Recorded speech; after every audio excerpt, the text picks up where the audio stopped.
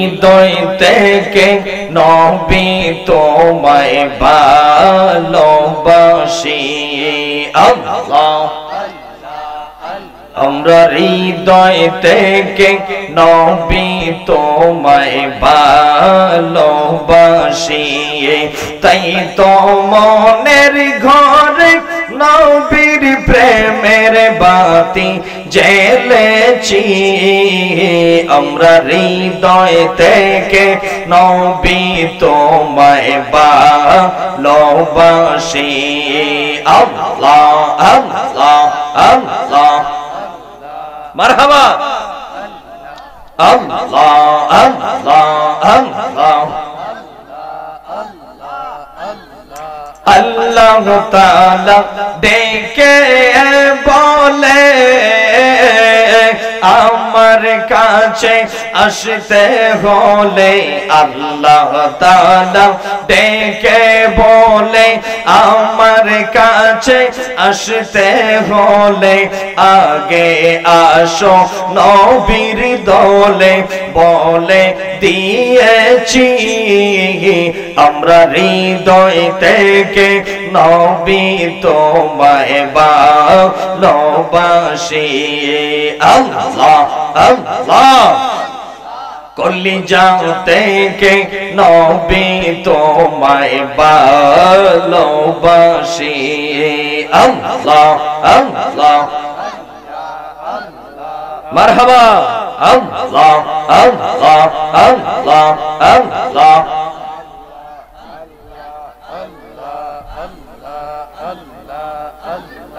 তোমরা আমায় কি পড়াবে আগে আমি পড়ে চাই মারহাবা আল্লাহ মহব্বতে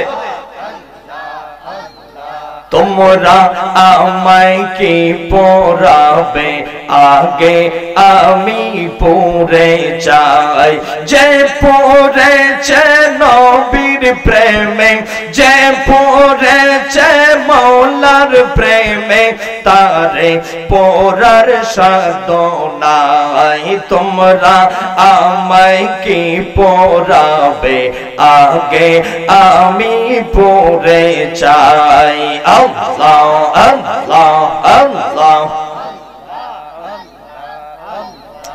আল্লাহ নবীর প্রেম সাগরে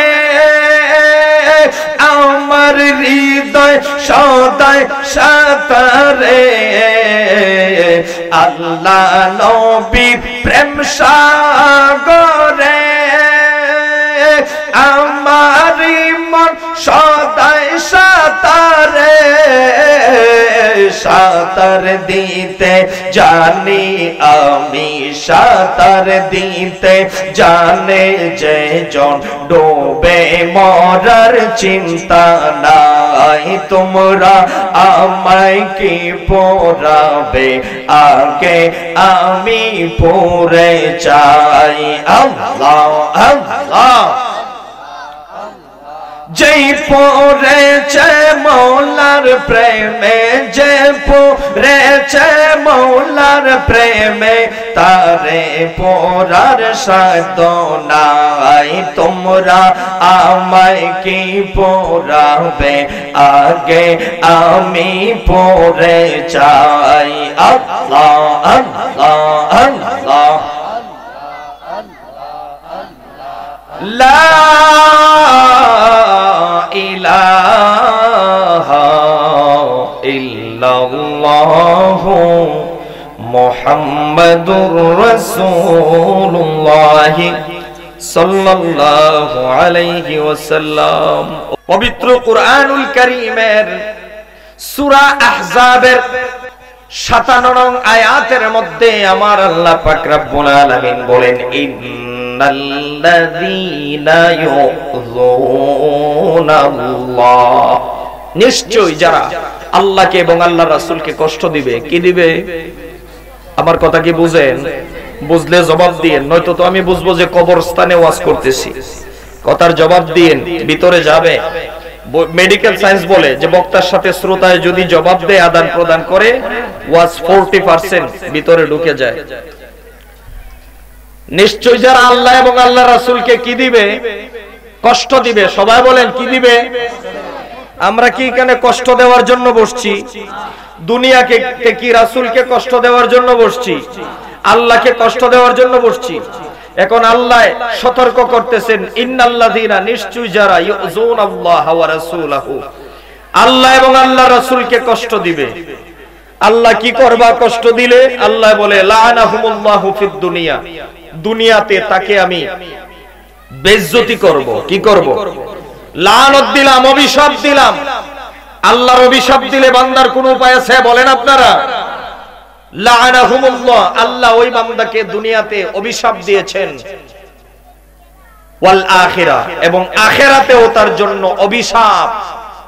ওয়া আ'আদ্দা লাহুম আযাবাম মুহিনা, এবং তাদের জন্য রয়েছে জাহান্নামের কঠিনের চাইতেও কঠিন যন্ত্রণাদায়ক শাস্তি। জোরে বলেন নাউযুবিল্লাহ।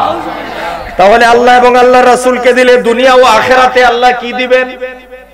আরাম না আযাব? নিয়ামত না শাস্তি? আমরা কি শাস্তি পাওয়ার জন্য আসছি দুনিয়ায়? এবার আসুন এই আয়াতের আলোকে কিছু কথা বলি। আমার রাসূলকে আজকাল কষ্ট দেওয়া হচ্ছে কি হচ্ছে না? আপনাদের অস্বীকার করেন নাকি? যারা ইউটিউবে ওয়াজ শুনে, ইউটিউবার কিছু বক্তা বের হয়েছে, তাদের ওয়াজ যারা শুনে তারা আজকে দেখতে পায়। আপনারা এখানে নিচে যারা আছেন হয়তো সবাই কোনো বড় আলেম না, এজন্য জবাবটা আসতে দিয়েছেন। বড় আফসোসের বিষয়, নবীজিকে কষ্ট সাধারণ কোনো পাবলিকে দেয় না, নবীজিকে কষ্ট কোনো সাধারণ মানুষ দেয় না। আজকাল নবীকে কষ্ট কোনো ডাক্তার দিচ্ছে না, নবীকে কষ্ট কোনো মাস্টার দিচ্ছে না, নবীকে কষ্ট কোনো উকিল ব্যারিস্টার দিচ্ছে না, নবীকে কষ্ট আজকে কোনো সাধারণ মানুষ দিচ্ছে না, নবীকে কষ্ট আজকাল কোনো ব্যবসায়িক দোকানদার দিচ্ছে না, নবীকে কষ্ট আজকাল কোনো সাধারণ একজন ড্রাইভার দিচ্ছে না, একজন কৃষক মানুষ আজকাল নবীকে কষ্ট দিচ্ছে না। আজকাল নবীকে কষ্ট দিচ্ছে মাথার মধ্যে টুপি, পরনে লম্বা জুব্বা, মাথার মধ্যে টুপির উপর আবার রুমাল, আবার এত লম্বা নাভি পর্যন্ত দাড়ি, টুপি দাড়ি পাঞ্জাবি রেখে নামের আগে বড় বড় শায়খ লাগিয়ে লাগিয়ে আজকে আল্লাহর হাবিবের শানে বেয়াদবি করে আমার রাসূলকে এবং আমার আল্লাহকে কষ্ট দিচ্ছে। কথা বলেন ঠিক কিনা ভাইরা?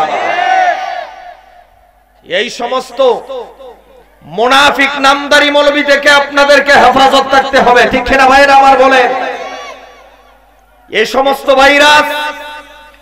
সমস্ত ভাইরাস এতদিন শুধু শহরে ছিল, শহর থেকে আজকাল গ্রামের মধ্যেও চলে আসতেছে। বিদেশ যায় ব্যবসা করার জন্য। কোথায় বিদেশ যায়? হে ব্যবসা করার জন্য। আমাদের দেশে আইসা মসজিদের মধ্যে হঠাৎ করে ফাগা মাইরা বুকের উপরে হাত বাঁধে। কই এটাই সহি নিয়ম? এটা কি নিয়ম? তোমার বাপ দাদা যে বুকে হাত বাঁধলো না, এরা যে বেটিক নিয়মে সারা জীবন নামাজ পড়ে গেল, তাহলে এরা কি জান্নাতি? এরা কি জাহান্নামী চলে গেল? এদের ব্যাপারে কোনো কথা বলে না। এরা এখন যা বলে তাই সহি। এরা বলতে চায় বাংলাদেশে ওলি আউলিয়ায়ে কেরাম বলতে কিছু নাই। জোরে কন্না নাউজুবিল্লাহ।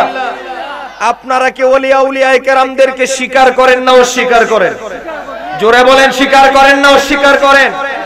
এই বাংলাদেশের মধ্যে প্রায় 4,18,000 মসজিদ আছে, পাঞ্জাকানা সহ। এই দেশের মধ্যে হাজার হাজার মাদ্রাসা আছে। এই দেশের মধ্যে প্রায় 18 কোটি প্লাস মুসলমান। এই দেশে, যেই দেশে কোনো নবী আসে নাই, যেই দেশে কোনো রাসূল আসে নাই, যেই দেশে কোনো সাহাবায়ে কেরাম আসে নাই, এই দেশের মধ্যে এতগুলা টুপি, এতগুলা পাঞ্জাবি, এতগুলা পাগড়ি, এতগুলা মসজিদের মধ্যে আযান, এগুলা আসছে ওলি আউলিয়ায়ে কেরামের দ্বারা, এগুলো আসছে বাবা শাহজালালের দ্বারা। সুতরাং আজকে যারা ওলি আউলিয়ায়ে কেরামের বিরোধিতা করে, যারা বাবা শাহজালালকে মূর্খ বলতে চায়, বাবা শাহজালালকে যারা বেদাতি বলতে চায়, যারা বাবা শাহজালালের মাজার ভেঙে দিতে চায়, নিঃসন্দেহে তারা ইংরেজ ব্রিটিশ ইহুদিদের দালাল। কথা বলেন ঠিক কিনা ভাইয়েরা? আমার নারায়ে তাকবীর। আহলে সুন্নাত ওয়াল জামাত জিন্দাবাদ জিন্দাবাদ। মশাদিয়ার পক্ষ থেকে মাশাআল্লাহ মারহাবা। একটু আলুর দিশারির পক্ষ থেকে আসছে মারহাবা। মাশাআল্লাহ বিরাট এক মিছিল নিয়ে এসেছেন মশাদিয়া আলুর দিশারির পক্ষ থেকে। আপনাদেরকে আজকে মাহফিলের পক্ষ থেকে অন্তরের অন্তঃস্থল থেকে মারহাবা ও মোবারকবাদ। আপনারা যারা এপুরে দেশে যে ঘোরাফেরা করতেছেন মেহেরবানি করে মাহফিলের মধ্যে চলে আসুন, মেহেরবানি করে বসে যান। আমার ভাইয়েরা, যে কথাটুকু বলেছিলাম, আজকে যারা শায়খ শায়খ বলে, আজকে এই সমস্ত লামাযহাবী যারা যারা নিজেদেরকে শায়খ শায়খ বলে নিজেদেরকে হক মনে করে, এই রকম শায়খদের দ্বারায় এই বাংলার জমিনে ইসলাম প্রতিষ্ঠিত হয়নি। বাবা শাহজালাল এমন এক ব্যক্তিত্ব ছিলেন, এই দেশে ইসলামকে বিজ্ঞা করে দিতে, এই দেশে ইসলামকে ছড়িয়ে দিতে, যিনি জীবনে বিবাহের কথা চিন্তা করেন নাই। ঠিক কিনা ভাইয়েরা আমার? এই দেশে বাবা শাহজালাল মানুষের বাড়িতে মোটা মোটা মুরগের রান খাইতে এসেছিলেন না। এই দেশের মধ্যে বাবা শাহজালাল 360 আউলিয়া নিয়ে হযরতে আমানত শাহ, হযরতে বদর শাহ, হযরতে মুহসিন আউলিয়া, এই সমস্ত ওলি আউলিয়ায়ে কেরাম শুধু নরম জাজিমের মধ্যে ঘুমান নাই, গাছের পাতা সাতা খেয়ে খেয়ে না খেয়ে তারা এই দেশের মধ্যে ইসলাম প্রচার করেছেন। সুতরাং এই সমস্ত আউলিয়ায়ে কেরামদের বিরোধিতা যারা করে, এদেরকে কোনোদিন ছাড় দেওয়া হবে না। এই বাংলার জমিনে এই সমস্ত লামাযহাবীদেরকে কখনো আহলে সুন্নাত ওয়াল জামাত কখনো এদেরকে এদের অনুসরণ করে চলতে পারে। আর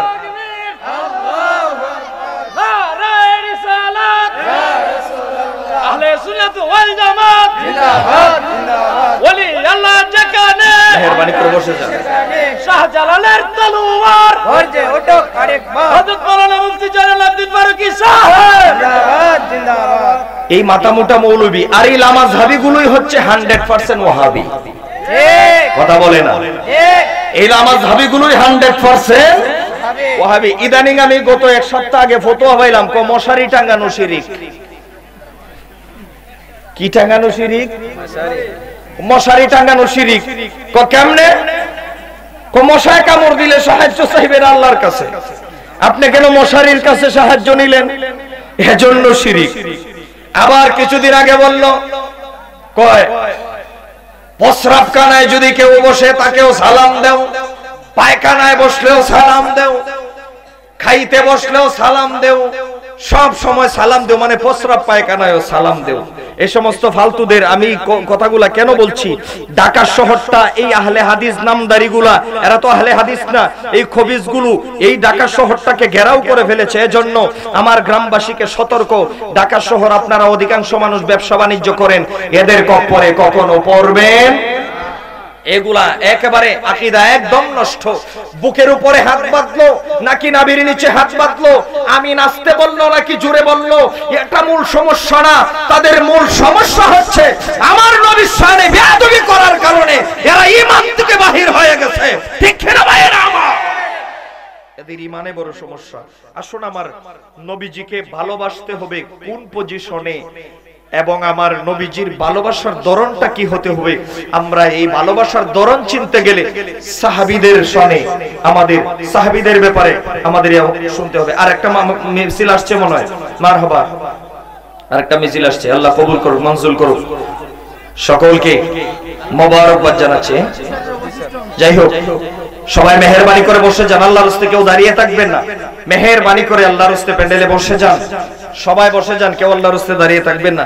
সম্মানিত ভাইয়েরা আমার, এদিকে আমার দিকে মনোযোগ দেন, মনোযোগ আছে এদিকে আমার। আচ্ছা, উহুদের যুদ্ধে, সবাই বলেন কোন যুদ্ধে? উহুদের যুদ্ধে মুসলমানদের প্রাথমিক অবস্থা বিজয় হয়েছিল। আমার নবীজি সাহাবায়ে কেরামদেরকে যেখানে যেই দায়িত্ব দিয়েছিলেন, আমার নবী বলেছিল, সাহাবায়ে কেরাম তোমাদেরকে যেই জায়গায় পাহারার দায়িত্ব দেই, তোমরা জায়গাটারে ছাড়িও না কখনো। কারণ কাফেররা মুনাফিক, তারা যে কোনো দিক দিয়ে তারা আক্রমণ করতে বসতে পারে। পাহাড়ের একটা গিরিপথ আছে, দুই পাহাড়ের মাঝখানের চিকন রাস্তাকে গিরিপথ বলা হয়। ওই গিরিপথের মধ্যে আমার নবী তীরন্দাজ বাহিনী সহ মজবুত একটা ঘাঁটি সাহাবায়ে কেরামদের রেখেছিলেন। যখন মুসলমানদের উহুদের যুদ্ধের মধ্যে বিজয় হলো, গনিমতের মাল, গনিমতের কাফেরদের যুদ্ধলব্ধ মালগুলো যখন সবাই একত্রিত করতে লাগলো, যাদেরকে আমার নবী দাঁড় করায় রাখছিল পাহারা দেওয়ার জন্য, ওই সাহাবায়ে কেরাম গনিমতের মালের এই দিক দিয়া লক্ষ্য করে তারা ভাবছে আমরা বিজয় হয়ে গিয়েছি, আর কোনো আমাদের অসুবিধা নাই। তারা এই গিরিপথটা ছেড়ে দিয়ে যখন আসলো, কাফেররা গিরিপথ দিয়ে ঢুকে আমার নবীজি এবং সাহাবায়ে কেরামের উপর এমন ভাবে তুমুল আক্রমণ করলো। উহুদের যুদ্ধের ঘটনা আমি বলবো না, আংশিক সামান্য শুধু বললাম। আমার নবী যে কমান্ড দিয়েছিলেন, কমান্ড গুলোকে তারা ঠিকভাবে দায়িত্ব পালন না করায় মুসলমানদের এমন বিপর্যয় নেমে আসলো। আমার নবীজির দামদান মুবারক শহীদ হয়ে গেলেন। নবীজি সাথে সাথে উহুদের জমিনে অজ্ঞান হয়ে পড়ে গেলেন। মুনাফিকের দল, কাফেরের দল এমন ভাবে একটা রব ছড়াইয়া দিছে, আওয়াজ ছড়াইয়া দিছে, মুহাম্মদ নবী নাই, ওনাকে মেরে ফেলছি। জোরে জোরে বলেন নাউজুবিল্লাহ। এই সংবাদ যখন সাহাবায়ে কেরামের কানের মধ্যে চলে আসলো, অনেক সাহাবায়ে কেরামের হাত থেকে তরবারি ঢাল হাতের মধ্যে পড়ে গেল। হারে নবী যদি না থাকে আমার যুদ্ধ করি আর কি করব। সাহাবায়ে কেরাম আরো দুর্বল হয়ে পড়ে গেলেন। যাই হোক, উহুদের মধ্যে আমার নবীর কমান্ড তারা সঠিকভাবে না মানতে পারে মুসলমানদের পরবর্তীতে অনেক সাহাবায়ে কেরাম শহীদ হয়ে গেলেন। এই দিকে যখন সংবাদ আসছে মদিনাতুল মুনাওয়ারায় নবীজি রব ছড়াইয়া দিছে, নবীজি আর নাই। একজন মহিলা ঘর থেকে একটা দৌড় দিলেন উহুদের জমিনের দিকে। সুবহানাল্লাহ। নবীর ভালোবাসার নমুনাটা বলতেছি। মহিলাটা একটা দৌড় দিলেন উহুদের জমিনের দিকে, এমন ভাবে দৌড়তেছে যেন কোন পুরুষ মহিলাকে সাথে দৌড়ে না যেতে পারবে এমন অবস্থা। হঠাৎ করে উহুদের যুদ্ধ থেকে আসা কিছু সাহাবায়ে কেরাম বলে, ওগো মহিলা, কোথায় যাচ্ছেন? আপনার আব্বার লাশ আনার জন্য নাকি? মনে হয় আপনি শুনে ফেলছেন আপনার আব্বা উহুদের যুদ্ধে শহীদ হয়েছে, আমরা নিজের চোখে দেখেছি। আপনি কি আপনার বাবার লাশ আনতে যান নাকি? মহিলাটা একটা চিৎকার মেরে বলে, সাহাবীরা রে, বাবার সংবাদ শুনতে আমি দূর দিই নাই, আমি শুনতে চাই আমার রাসূলুল্লাহ কেমন আছে, আমার রাসূলুল্লাহ কেমন আছে, আমার নবীর সংবাদ আগে দাও। মহিলা আবার সামনের দিকে দৌড়তে লাগলেন। দৌড়তে দৌড়তে দৌড়তে দৌড়তে কিছুক্ষণ যাওয়ার পরে আরো কিছু সাহাবায়ে কেরাম পেয়েছে। ওরে মহিলা, আপনি এমন ভাবে দৌড়তেছেন কেন? আপনি মনে হয় আপনার স্বামীর সংবাদ শুনে ফেলেছেন, কারণ আমরা নিজের চোখে দেখেছি আপনার স্বামী বুকের মধ্যে এমন ভাবে বল্লমটা গিতেছে, আল্লাহর রাস্তায় শহীদ হয়ে গিয়েছে।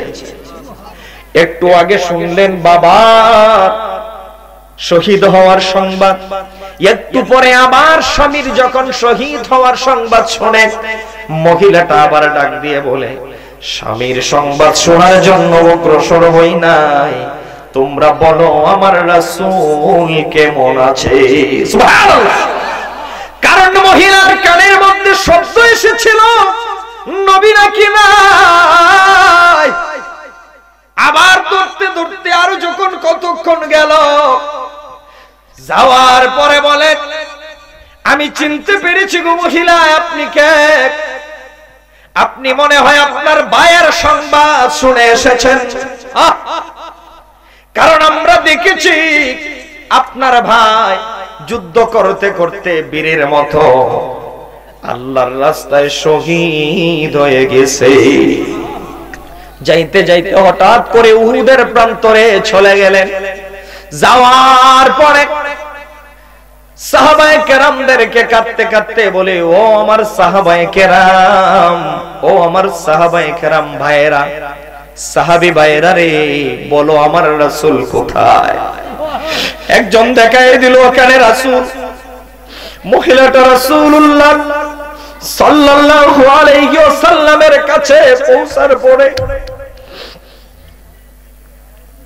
বলে, ইয়া রাসূলুল্লাহ, ইয়া হাবিবাল্লাহ, সর্বপ্রথম বাবার কথা শুনেছি, ব্যথা লাগে নাই। এরপরে স্বামীর কথা শুনেছি, ব্যথা লাগে নাই। নিজের ভাইয়ের কথা শুনেছি, আমার ব্যথা লাগে নাই। রাসূল গো, সব ব্যথা দূর হয়ে গেছে যখন দেখতে পেরেছি দো জাহানের বাদশা নবী, আখিরি নবী আমার সামনে জিন্দা অবস্থায় আছে। রাসূল, আপনি বেঁচে আছেন, স্বামীর সুখ ভুলে গিয়েছি, বাবার সুখ ভুলে গিয়েছি, ভাইয়ের সুখ ভুলে গিয়েছি, আমার হৃদয়ে কোনো ব্যথা নাই। রাসূল, আপনি বেঁচে আছেন। এটার নাম সুন্নিয়ত, এই ভালোবাসার নাম সুন্নিয়ত। এই রকম ভালোবাসা রাসূলকে বাঁচতে গিয়ে যদি বেদাতি শব্দ শুনতে হয়, শুনতে রাজি আছি, তারপরেও রাসূলের ভালোবাসা বলতে রাজি না। কথা বলে ঠিক ছিল ভাইরা আমার? রাসূলের ভালোবাসা বলতে রাজি, এটাকে বলা হয় ভালোবাসা, এটাকে বলা হয় মহব্বত, এটাকে বলা হয় ভালোবাসা। হিজরতের রাত্রিতে হযরতে আবু বকর সারা পথ আমার নবীর পিছনে পিছনে গেছে। বুখারী শরীফের কিতাবুস সালাতের হাদিস। গর্তের পাশে গিয়ে বলে, ওয়াল্লাহি লা তাদখুল হাত্তা আদখুলা ক্বাবলাকা। রাসূল, সারা পথ আপনি আমার আগে হেঁটেছেন, কিন্তু গর্তের ভিতরে আপনি আমার আগে যাবেন না, আমি আপনার আগে যেতে চাই। আমার নবী বলে, আবু বকর রে, নবীর প্রেম শিখাইতেছি ভাই। নবীর প্রেমটা কেমন সাহাবায়ে কেরামদের ছিল। আবু বকর রে, সারা পথ আমার কোনদিন আমার আগে যাইতে তুমি সাহস করো নাই, গর্তের ভিতরে আমার আগে যাইবা, তার কারণ কি? কয়, ইয়া রাসূলুল্লাহ, ইয়া হাবিবাল্লাহ, গর্তের ভিতরে জন্য আমি আগে যাইতে চাই, কারণ গর্তের ভিতরে কোনো হিংস্র প্রাণী থাকতে পারে, রাতের অন্ধকার, আপনাকে না জেনে না বুঝে আপনাকে আক্রমণ করতে পারে। নবী গয়ের জন্য আমি আগে যাইতে চাই। আমার নবী গয়, আবু বকর রে, তুমি আমাকে আগে যাইতে দাও না, তুমি আগে যাইতে চাও। আমার প্রশ্ন হইল, তুমি আবু বকর যদি আগে চলে যাও আর তোমাকে যদি কোনো হিংস্র প্রাণী আক্রমণ করে, আমি রাসূল তাহলে কাকে নিয়ে হিজরত করব? আমি রাসূল কিভাবে সহ্য করব? হযরত সিদ্দিক আকবর রাদিয়াল্লাহু তাআলা আনহু ডাক দিয়ে বলে, ইয়া রাসূলুল্লাহ, আমার মতো লক্ষ কোটি আবু বকর যদি চলে যায় ইসলামের কিছু হবে না, কিন্তু আপনি রাসূলুল্লাহর যদি কিছু হয়ে যায় ইসলামের চেরাগ নিভে যাবে, এজন্য আমি আপনার আগে যাইতে চাই। আমার নবী বলে, আবু বকর রে, প্রেমের পরীক্ষায় ফাঁস করছো, যাও গর্তের ভিতরে ঢুকে যাও। ঘটনাটা অনেক লম্বা, সংক্ষেপ করে বলছি, ঘটনাটা অনেক লম্বা আর সংক্ষেপ করে বলছি। এবার হযরত আবু বকর রাদিয়াল্লাহু তাআলা আনহু গর্তের ভিতরে ঢুকে দেখলেন ধুলা বালি ময়লা। এই গর্তের ভিতরে আমার রাসূল কিভাবে তশরিফ আনবেন? এটা হতে পারে না। তাড়াতাড়ি কি করলেন? হাদিস শরীফের মধ্যে আসছে, ফাকাফাহু, উনি ঝাড়ু দিতে লাগলেন, পরনে রুমালটা দিয়ে উনি ঝাড়ু দিতে লাগলেন। ঝাড়ুটারু দিয়ে দেখে গর্তের ভিতরে ছোট ছোট সাপের ছিদ্র দেখা যায়। কোন সাপের ছিদ্র যদি থাকে তাহলে আমার রাসূলের এখানে থাকাটা রিস্ক হয়ে যাবে, সাপের গর্তগুলো বন্ধ করতে হবে। তখন কি করলেন? ফাশাক্কা ইজজারাহু, উনার লুঙ্গির টুকরাগুলা আস্তে আস্তে এক একটা টুকরা ছিঁড়ে এক একটা ছিদ্র বন্ধ করে, ছিদ্র বন্ধ করতে করতে সব ছিদ্র বন্ধ। ফাবাকা ইসনান, আরো দুইটা গর্ত বাকি, আরো দুইটা গর্ত বাকি রয়ে গেছে। ওই দুইটা গর্ত যদি বন্ধ না করি তাহলে কি হবে? তাহলে এতগুলা ছিদ্র বন্ধ করার তো কোনো মানে আসে না। তখন কি করবে? আবার যদি আর 2 টুকরা ছিঁড়ে উনার আঁটুর উপরে কি উঠে যায়, উনার সতর উদাম হয়ে যায়, এগুলো আমাদের ফলো রাখতে হবে। আমাদের দেশে শীতের দিনেও কিছু বাবাজি দেখা যায় ক্ষেতের মধ্যে লামে গায়ে জামপাট্টি গিয়েছে কিন্তু পিছন একবারে উল্টাই, এরকম আছে না? নাই, এইরকম করবেন না, হারাম। হাঁটুর উপরে কাপড় পরা হারাম। এগুলো আমাদের সতর্ক থাকতে হবে, অ্যালার্ট থাকতে হবে, আমাদের সতর্ক। সম্মানিত ভাইয়েরা, বাবারা, হযরত আবু বকর রাদিয়াল্লাহু তাআলা লুঙ্গির আর একটা টুকরাও ছিঁড়লেন না। ডান পাওয়ের মোড়া দিয়ে একটা ছিদ্র বন্ধ করে দিলেন, বাম পাওয়ের মোড়া দিয়ে আরেকটা ছিদ্র বন্ধ করে দিলেন। বন্ধ করে দেওয়ার পরে বলে, ইয়া রাসূলুল্লাহ তাশরিফ রাখেন। আমার নবী তাশরিফ নিয়েছেন গর্তের ভিতরে। যাওয়ার পরে বলে, আবু বকর রে, আমি বড় ক্লান্ত, অনেক পথ হেঁটেছি, আমি একটু তোমার রানের মধ্যে ঘুমাইতে চাই। সিদ্দিকে আকবর বলে, আলহামদুলিল্লাহ, এটা আমার ভাগ্য। নবী আপনি ঘুমিয়ে পড়েন, আজকে রাত্রের খেদমতে আমি দম্ন হতে চাই। আমার নবী ঘুমিয়ে পড়লেন। আর ওই গর্তের ভিতরে কয়েক হাজার বছর আগে এক সাপ আমার নবীর অপেক্ষায়। সুবহানাল্লাহ কন্না, আরো জোরে কন্না, সুবহানাল্লাহর আওয়াজ এত কম কে? জোরে বলেন সুবহানাল্লাহ।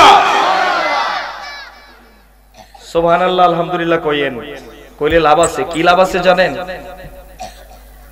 যাক, সেদিকে যাই না, আলোচনা লম্বা হয়ে যাবে। সম্মানিত হাজিরিন, ঘুমিয়ে গেলেন। আর এই গর্তের ভিতরে সাপ। আমার নবী কোন দিন কার ঘরে খাইবে, কোন জায়গায় ঘুমাবে, কোন জায়গায় থাকবে, সবকিছুর ক্যালেন্ডার আমার আল্লাহ নবী আগমনের আগেই অন্যান্য কিতাবেও দিয়ে রেখেছেন। সুবহানাল্লাহ কন্না। এই সাপ জানতো আমার নবী একদিন আসবে, নবীর দিদারে সাপ ধন্য হতে চায়। আজকে 2 জাহানের বাদশা নবী করতে এসেছে, কিন্তু বের হওয়ার রাস্তা পায় না। আবু বকর বন্ধ করে ফেলেছে রাদিয়াল্লাহু তাআলা। এখন এইভাবে আস্তে আস্তে টুকা দিয়ে বের হইতে পারে না। হঠাৎ করে দেখা যায় একটা পাওয়ের মোড়া দিয়ে ছিদ্র বন্ধ করা, এটার মধ্যে বারবার টুকা দিয়ে পারমিশন চায়। হযরতে আবু বকর বলে, না না না, যে যতই টুকর দেখ না কেন, যতই পারমিশন চাক না কেন, দেওয়া যাবে না। কেন না? আমার রাসূল ঘুমে, আমার রাসূল ঘুমে।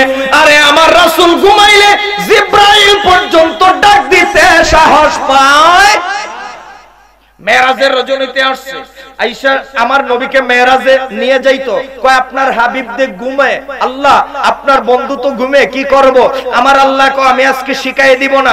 জিবরাইল, তোমাকে তো আমি আদব শিক্ষা দিয়েছি, দেখি তোমার আদব কত। আমার হাবিবকে কেমনে উঠাও দেখি, তোমার কিন্তু উঠানো লাগবে, তবে কিভাবে উঠাও দেখি। আমাদের দেশের এই ওয়াহাবি বেয়াদব মৌলবি হইলো কইলো, ইয়া রাসূলুল্লাহ তাড়াতাড়ি উঠেন উঠেন উঠেন। কথা কোন ঠিক না? জিবরাইল থেকে আমাদের আদর্শ শিখতে হবে। জিবরাইল আলাইহিস সালাম জিব্বারে কদম তলায় লাগায়া লাগায়া চাষতে শুরু করলেন।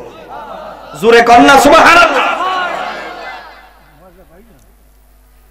নবীকে বিশ্রামে পায়া জিবরাইল তাকে দাঁড়ায়া, ডাক দিতে সাহস না পায়া জিব্বা কদম তলায়, সেই খুশিতে পড়ি সবাই দুরুদ সাল্লাল্লাহু আলাইহি। আছে না নাই? যাই হোক, আজকে নাতে রাসূল বেশি গাইবো না, কম সময়ে কিছু বেশি কথা বলতে চাই। আমার নবীজি ঘুমে। আবু বকর কয়, না না, সুযোগ দেওয়া যাবে না, সুযোগ দেওয়া যাবে না।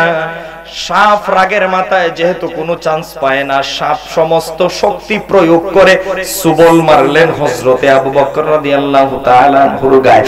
যখন সুবল মেরে দিলেন, সুবল মারার সাথে সাথে হযরতে আবু বকর রাদিয়াল্লাহু তাআলা আনহুর সারা শরীর নীল বর্ণ হয়ে গেছে। বুখারী শরীফের কিতাবুস সালাতের মধ্যে আসছে, লাম ইয়াতাহাররাক মুকাফাতান আন ইয়াতানাব্বাহা রাসূলুল্লাহি সাল্লাল্লাহু আলাইহি ওয়াসাল্লাম। নবীজির মায়া, নবীজির মুহাব্বতে, নবীজির ভালোবাসায় হযরতে আবু বকর সাপের কামড় খাওয়া মাত্র বিন্দু পরিমাণ লাম ইয়াতাহাররাক, নড়াচড়া করে না। এটাকে বলা হয় সুন্নিয়ত। কথা বলেন না? এটাকে বলা হয় হুব্বে রাসূল, এটাকে বলা হয় রাসূলের ভালোবাসা। সিদ্দিক আকবর বারবার আকাশের দিকে তাকায়, আল্লাহ আমাকে ধৈর্য ধারণ করার তৌফিক দিন, আমি আবু বকর যদি মারাও যায় আমার লাশ পর্যন্ত যেন না নড়ে, কারণ রাসূল আমার রানের মধ্যে ঘুমে। সুবহানাল্লাহ। ঘুমিয়ে পড়েছে, হঠাৎ করে মনের অজান্তে চোখ থেকে এক ফোঁটা পানি আমার নবীর কপালে পড়ে গেছে। আমার নবী উঠে গেলেন, আবু বকর কি ব্যাপার, তোমাকে তো চেনা যায় না, শরীরটা নীল হয়ে গেছে। ইয়া রাসূলুল্লাহ ইয়া হাবিবাল্লাহ, ইয়া রাসূলুল্লাহ ইয়া হাবিবাল্লাহ, আমাকে maaf করে দিন, আমার অজান্তে চোখের পানি পড়ে গেছে। আমি আবু বকর আপনার কাছে ক্ষমা চাচ্ছি গো নবী, আমি জানি না আমার অজান্তে আপনার ঘুম ভেঙে গেছে, এক ফোঁটা পানি পড়ে। আমার নবী বলে, আবু বকর রে পাগলামি করিও না। নবী লাফ দিয়ে উঠলেন, আবু বকর রে কি হয়েছে তোমার? কয় ইয়া রাসূলুল্লাহ লুদিকতু, আমাকে সাপে কামড় দিয়েছে। কয় ইয়া রাসূলুল্লাহ আমাকে সাপ কামড় দিয়েছে। আমার নবী কয় আমাকে বলো না কেন? কয় বলি না এজন্য, কারণ আমি তো আপনার ইতাআতের মধ্যে, আপনার ইতাআত আপনার গোলামির মধ্যে আমি কাটাইতেছি। সুবহানাল্লাহ। বেয়াদবের দল যেদিকে কথা বলে এই দিকেই কালিয়া ধরে। ওই যে লামাজাবি মৌলবীর কথা কই, নবীর গোলাম কইলেও এর আর চুলকানি শুরু হয়। নবীর গোলাম কওয়া যায়নি। আপনারাও মনে হয় ইটার পক্ষে না, আমার পক্ষে কেউই নাই। দেখি দুই একজন আছে নবীর গোলাম আমরা বলা যাইবো, নবীর গোলাম বলা যাইবো। দলিল চান, দলিল দিতেছি, দলিলের বাইরে কথা বলবো না।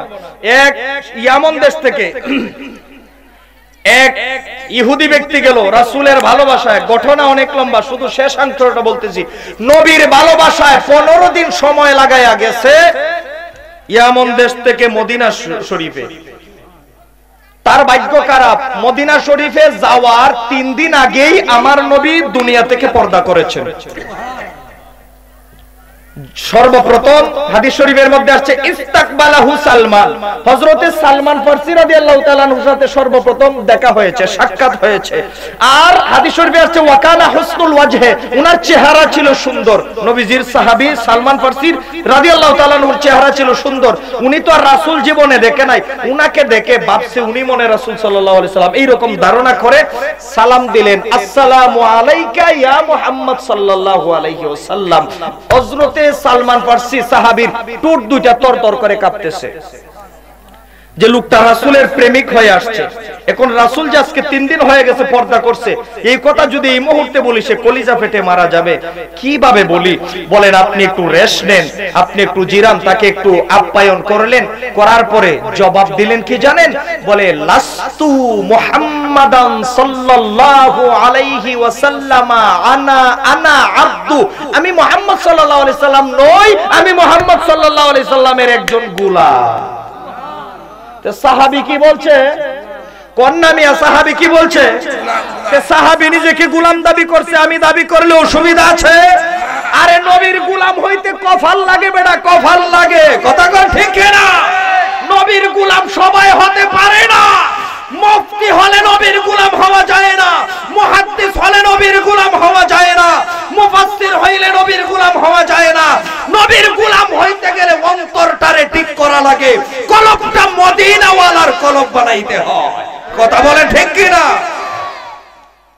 শুধু এটা আপনারা কি জানেন না ইতিহাস? হযরত ওমর রাদিয়াল্লাহু তাআলা আনহুর সন্তান আব্দুল্লাহ রাদিয়াল্লাহু তাআলা আনহুরে হযরত হুসাইন রাদিয়াল্লাহু তাআলা আনহু কি বলছিল? গোলামের বাচ্চা। এই ঘটনা তো জানেন সবাই, মসজিদের নববীতে বিচার। এ হুসাইন, তুমি কি আমার সন্তানকে গোলাম বলেছো? সারাংশটা বলছি, শুধু মূল ঘটনা নয়। জি বলেছি। কেন বলেছো? তুমি আমার সন্তানকে গোলামের বাচ্চা গোলাম কেন বলেছো? আমাকেও গোলাম, আমার সন্তানকেও গোলাম। ইমাম হুসাইন কি বলেছিলেন? আপনি কি আমার নানার গোলামি করেন নাই? বলছে গোলামের বাচ্চা গোলাম যে বলছো, তুমি কি লিখে তো ফতোয়া দিতে পারবা? লিখে দিতে পারবা? বলে অবশ্যই লিখে দিতে পারবো। লিখে দিয়েছিল ইমাম হুসাইন গোলামের বাচ্চা গোলাম। হযরত ওমর রাদিয়াল্লাহু তাআলা আনহু তখন এই সময় তো বলতে পারতেন, এই তুমি শিরিক করছো, আমি আল্লাহর গোলাম। এই কথা কইছিল হযরত ওমর রাদিয়াল্লাহু তাআলা আনহু খলিফাতুল মুসলিমিন, উনি কইছিল না না আল্লাহর গোলাম ছাড়া আর কারো গোলাম হওয়া যায় না, তুমি শিরিক করছো। এই কথা বলছিল? কি বলছিল? এই টুকাটা আমার কাফনের ভিতরে ঢুকায়ে দিও, আমি অর্ধেক পৃথিবীর বাদশা ওমর, আমার সেই বাদশাহীর পরিচয় দিয়ে হাসরের ময়দানে আমি নাজাত নাও পেতে পারি। আল্লাহ যদি জিজ্ঞাসা করে ওমর আমার জন্য কি এনেছো? বলে কিছু নিয়ে আসতে পারি নাই, বাদশা হয়ে আসতে পারি নাই, ইমাম হুসাইনের গোলাম হয়ে এসেছি। আর জোরে কন্যা সুবহানাল্লাহ। সম্মানিত ভাইয়েরা, নবীজির গোলামের, নবীজির গোলামের কোনো চিন্তা, যারা দাঁড়িয়ে আছেন বসে যান মেহেরবানি করে।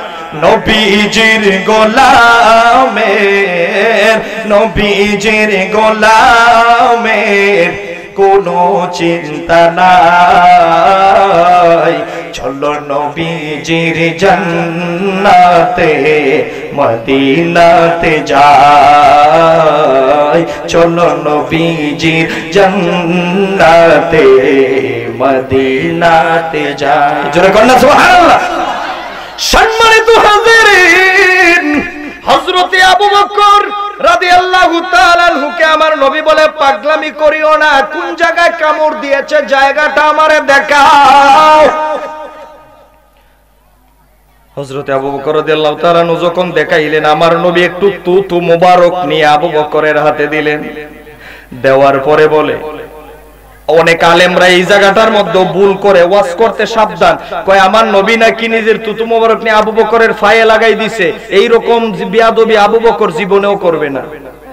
আবু বকর রাদিয়াল্লাহু তাআলা আনহু কি পৃথিবীর অন্যান্য মানুষের মতো যে আমার নবীর হাত ওনার পায়ে লাগাইতে দিব? এটার হলো এই তুতু মুবারক আমার নবীজি একটু নিলেন, আবু বকর লাগায় দাও, আবু বকর লাগাই দিলেন। কেমন লাগে? ওয়াল্লাহি রাব্বিল কাবা, কাবার প্রভু আল্লাহর শপথ করে বলছি, ইয়া রাসূলুল্লাহ, আপনার তুতু মুবারক লাগানোর সাথে সাথে আমার সমস্ত বিষ পানি হয়ে গেছে, সমস্ত বিষ পানি হয়ে গেছে। একেবারে শান্ত। এই রাসূলের ভালোবাসা। কষ্ট হচ্ছে আপনাদের? বলবো রাসূলের ভালোবাসা নিয়ে কিছু কথা। সম্মানিত হাজিরিন, আমার নবীর দুইটা দিক আমি নিছিলাম, যেহেতু আমি আয়াত পড়ছি, একটা ওয়াজ কিন্তু করতেছি আমার যে সাবজেক্ট কমিটি থেকে দিছে, এখন আমার সাবজেক্টের উপরেও কিছু কথা কই, নইলে কব খুতবা পড়ছে একটা, ওয়াজ করে আরেকটা। ইন্নাল্লাযীনা ইউযুনাল্লাহা ওয়া রাসূলাহু লানাহুমুল্লাহ, রাসূলকে যারা কষ্ট দেয় বা কষ্ট দিবে তাদের কি হবে? দুনিয়াতেও বেইজ্জতি, আখিরাতেও বেইজ্জতি। আমার নবী মসজিদের নববীর মধ্যে বসা, এক সাহাবী উট হারাইছে। কি হারাইছে? কন্যাও কি হারাইছে? উট হারাইছে। একদিন হয়েছে পায় না, 2 দিন হয়ে গেল পায় না, 3 দিনের মাথায় বলে আমার উট কোথায় হারিয়েছে?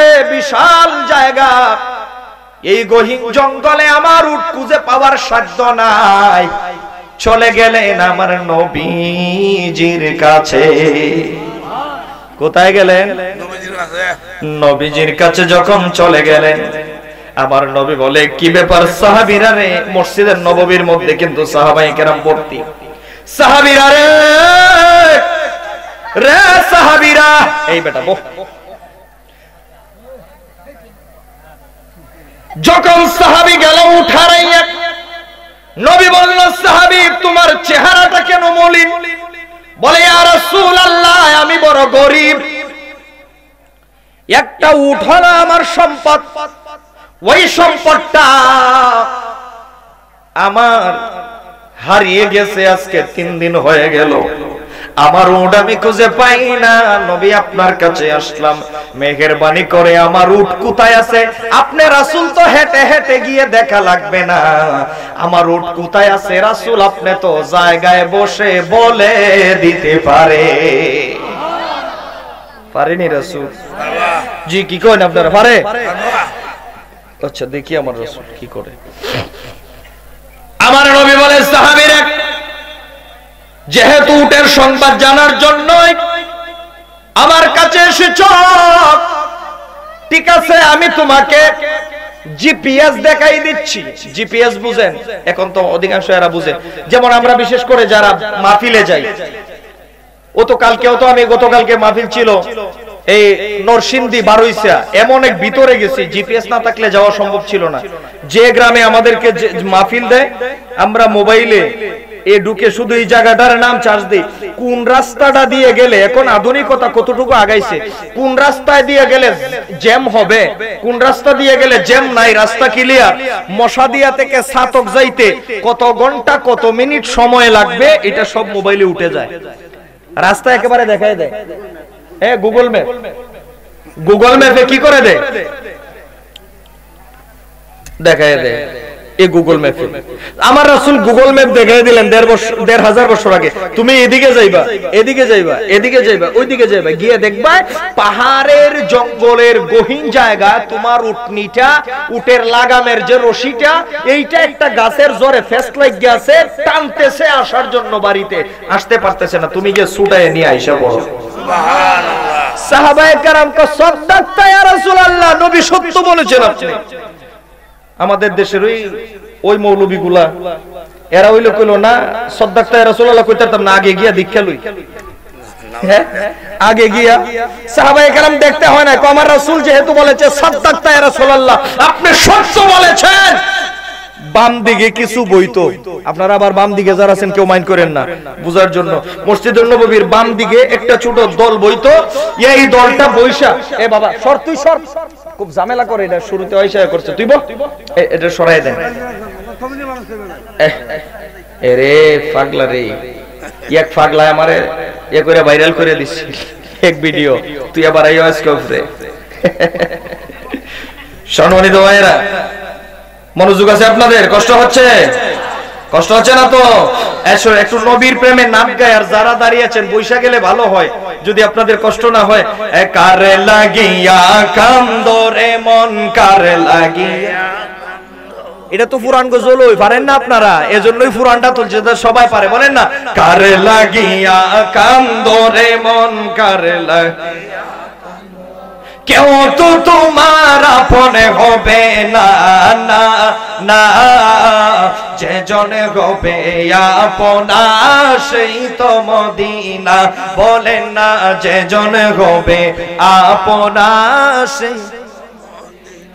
আর এই দুনিয়ার আপনে যারা আজকে আছে কালকে নাই, দয়ার নবী মায়ার নবী আপন সদায়, আপন সদায়, এমন আপনা নবী, এমন আপনা নবী, যার নাই উপমা, যে জনে হবে আপনা সেই। মারহাবা, যে জনে হবে আপনা, না যে জনে হবে আপনা, আমার জানের চেয়ে অনেক দামি সোনার মদিনা, বলেন না, জানের চেয়ে অনেক দামি, হাতটা উড়াতে পারবেন কষ্ট করে, মিডিয়া যাও। জানের চেয়ে অনেক দামি সোনার মদিনা, আমার প্রাণের চেয়ে অনেক দামি সোনার মদিনা, আমরা মদিনা শরীফের কথা বলতে পারি না, বলেন না, মদিনা শরীফের কথা বলতে পারি না, জানের চেয়ে অনেক দামি সোনার মদিনা, আমার প্রাণের মদিনা, আমার সুইট মদিনা, আমার গোল্ডেন মদিনা, আমার জান মদিনা,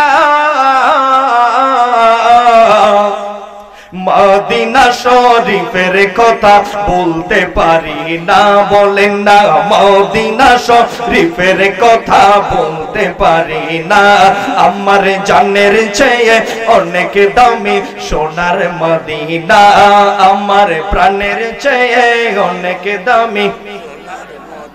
মদিনা গিয়েছে যারা জান্নাত পেয়েছে, মদিনাতে গেলে শান্তি পাওয়া যায়, যাওয়ার মতো যাইতে পারলে দিদার মিলে মুস্তাফা,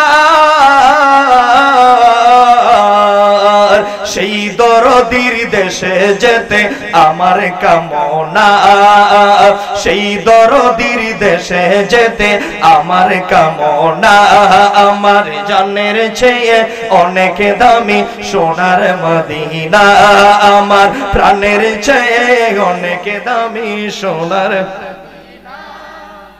সম্মানিত হাজিরিন,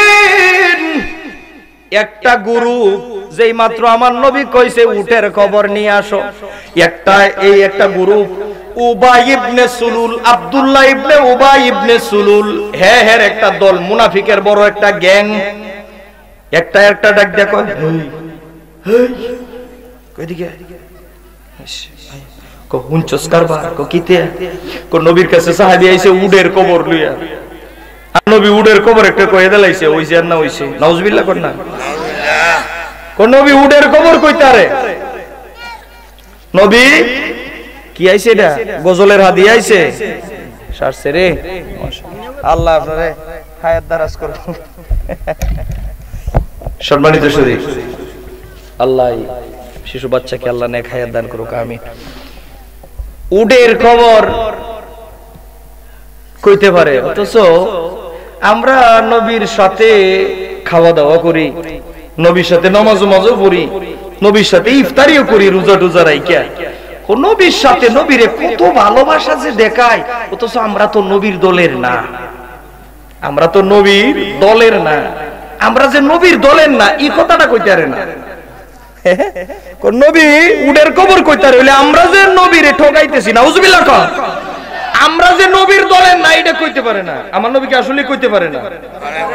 মেশকাত শরীফের হাদিস, আমার নবী লাফ দিয়ে মিম্বরে দাঁড়ায় গেলেন, দাঁড়ানোর পরে আমার নবী রাগান্বিত হয়ে গেলেন, আমার নবীর চেহারা মুবারক লাল হয়ে গেলেন, আমার নবী বলে সালু আন্নি উজিবু লাকুম, এই কে আমার দলের, কে আমার দলের না, আমি রাসূল জানি, আমি রাসূল কাউকে বদদুয়া দেই না, বদদুয়া দিলে তোরা ধ্বংস হয়ে যাবি, যদি আমাকে নিয়ে সন্দেহ থাকে সালু আন্নি, আমাকে প্রশ্ন করো, উজিবু লাকুম, তোমাদের প্রশ্নের জবাব দিব।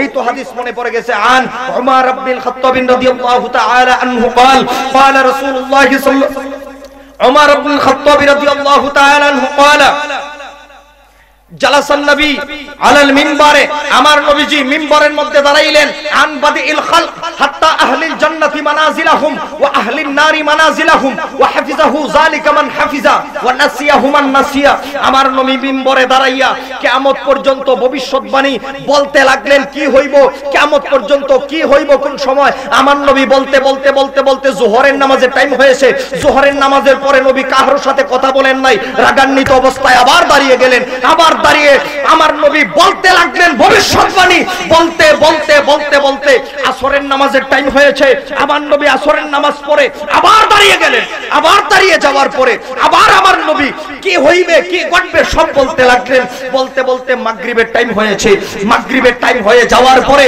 আমার নবী মাগরিবের নামাজ পড়ে আবার দাঁড়িয়ে গেলেন, আবার বলতে লাগলেন, এশার টাইম হয়ে গেল, হযরতে সমস্ত সাহাবায়ে কেরাম তরতর করে কাঁপতেছে, হযরতে ওমর রাদিয়াল্লাহু তাআলা আনহু হাতটা সামনে দিয়ে কয়, ইয়া রাসূলুল্লাহ, ইয়া হাবিবাল্লাহ, ফিদাকা আবি ওয়া উম্মি, আমার পিতামাতা আপনার কদমে কুরবান, ইয়া রাসূলুল্লাহ, ইয়া হাবিবাল্লাহ, আমি ওমর সমস্ত মজলিসের পক্ষ থেকে ক্ষমা চাইতেছি, ইয়া রাসূলুল্লাহ, আপনার আনিত দিন হক, আপনি যা বলেন তাই সত্য, আপনার এই কথার উপরে যদি কেউ কোন ধরনের আপত্তি করে আমি ওমর তরবারি দ্বারা তার গর্দান থেকে মাথাটা আলাদা করে ফেলবো, জোরে কন্যা সুবহান। এটার নাম সুন্নিয়ত, এটার নাম কি, কথা বলেন না, এটার নাম কি? আজকাল আমার নবীর দেশে আছে না, আমার দেশে আছে না নাই? নবী এইটা জানে না, ওইটা জানে না। হাদিসগুলো ভালো করে পড়বেন, পড়ার পরে নিজের আকীদা কার সাথে বনে এগুলো দেখবেন, কথা বলেন ঠিক কিনা? কথাগুলো ভালো করে ফলো করবেন। সাহাবায়ে কেরামের আকীদা কি, আরে খারিজিদের আকীদা কি? আমার নবী গনিমতের মাল বন্টন করতেছেন, কি করতেছেন? গনিমতের মাল বন্টন করতেছেন। হঠাৎ করে একজন দাঁড়িয়ে গেলেন, এক মুনাফিক, দাড়ি বাই নাভি পর্যন্ত, একেবারে দেখতে ফেরেশতার মতো, সে বলল যে মান সাফতা ইয়া রাসূলুল্লাহ, নবী আপনি ইনসাফ করতে পারেন না। আর জোরে কন্না নাউজুবিল্লাহ। আমার নবী বললেন, হে আমি যদি ইনসাফ না করি কে ইনসাফ করবে? দুইটা বর্ণনা আছে, এক বর্ণনায় হযরতে খালিদ বিন ওয়ালিদ তরবারি নিয়ে দাঁড়াইলেন, এক বর্ণনায় হযরতে ওমর রাদিয়াল্লাহু তাআলা আনহু তরবারি নিয়ে দাঁড়াই বলে, ইয়া রাসূলুল্লাহ ইজান, আমাকে অনুমতি দেন, আমি এর গর্দানটা উড়াইয়া ফেলে দিই। আমার নবী কয়, একটার গর্দান ফালাইলে কি হইব? আরো তো হাজার হাজার আছে, কিয়ামত পর্যন্ত এরা বাড়তেই থাকবে, কিয়ামত পর্যন্ত এরা বাড়তেই থাকবো। ওমর, এরা এত সুন্দর নামাজ পড়বো, এত সুন্দর এরা ইবাদত করবো, এত সুন্দর কথা বলবো, কালামুহুম কা কালামুল আম্বিয়া, এদের কথা হবে নবীদের মতো, সূরাতুহুম কা সূরাতুল মালায়েকা, এদের সূরত হবে দেখতে ফেরেশতাদের মতো, কিন্তু ভিতরটা মাখাল ফলের মতো। কিসের মতো? এরা কোরআন তেলাওয়াত করবে কিন্তু লা ইউজাবিজু তারাকিহিম, এদের কোরআন এদের কোরআন সিনায় যাবে না, এদের কোরআন কণ্ঠনালীর মধ্যেই থাকবে। কথা বলেন ঠিক কিনা? এজন্য নবী, এজন্য মৌলবীও বিভিন্ন প্রকারের মৌলবী আছে, মাহফিলও বিভিন্ন প্রকারের মাহফিল আছে। যেই মাহফিলে আমার নবীর শান বর্ণনা করা হয়, যেই মাহফিলে আমার নবীর প্রশংসা গুণকীর্তন করা হয়, যেই মাহফিলের মধ্যে আমার নবীর প্রশংসা আছে, যেই মাহফিলের মধ্যে আমার নবীর তাজিম আছে, যেই মাহফিলের মধ্যে আমার নবীর প্রশংসা আছে, ইজ্জত আছে, যেই মাহফিলের মধ্যে ওলি আউলিয়ায়ে কেরামের শান আছে, ইজ্জত আছে, বুঝতে হবে এটা নবী মার্কা মাহফিল, এটা সুন্নিয়তের মাহফিল। কথা বলেন ঠিক কি না?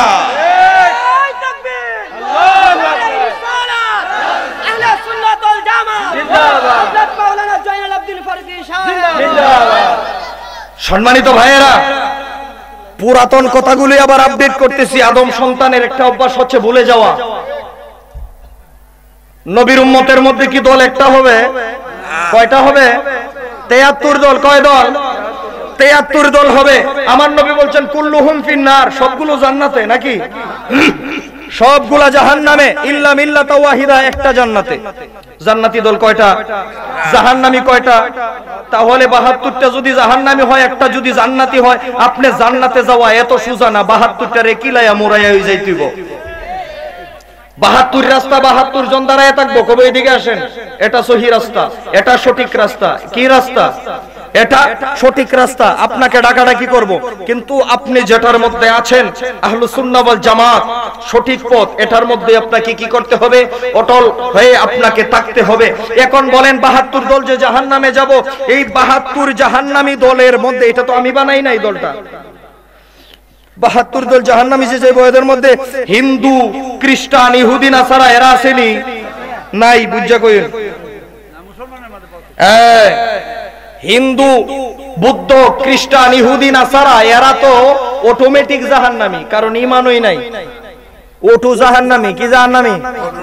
এখন শিক্ষা ব্যবস্থা ওটু ফাঁস বাইরে ছিল না বছর 2 আগে, পরীক্ষা না দিয়ে ফাঁসতে। এরাও কোনো মিজানের পাল্লা টাল্লা উঠার দরকার নাই, ঈমানই নাই, এরা ওটু জাহান্নামী। এখন নবীর উম্মতের মধ্যে দল 72টা, 73টা। কয়টা? এখন বলেন 72 দল যে জাহান্নামে যাইবো, এই 72 দলের ভিতরে নামাজি আসেনি?